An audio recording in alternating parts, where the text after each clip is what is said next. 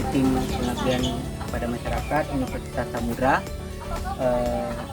telah melaksanakan kegiatan kemudian dengan judul alat inkubator penetas telur yang berbasis hybrid atau tenaga surya.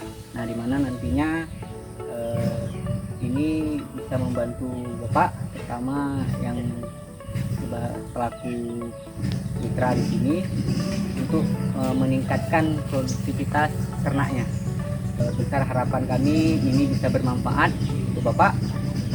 Terima kasih juga Pak telah mau menerima kami sekaligus alat atau teknologi yang telah kami sampaikan. Sebelumnya kami ucapkan terima kasih kepada bapak-bapak yang dari Unsam Pak ya, yang sudah menyerahkan alat untuk penetas telur kepada kami. Semoga alat ini bisa membantu kami, khususnya masyarakat Desa Selamat ini, supaya bisa menjadi peternak ayam yang tangguh. Lebih dan kurangnya hanya itu saja yang bisa saya sampaikan kepada Bapak. Terima kasih sekali lagi atas bantuannya.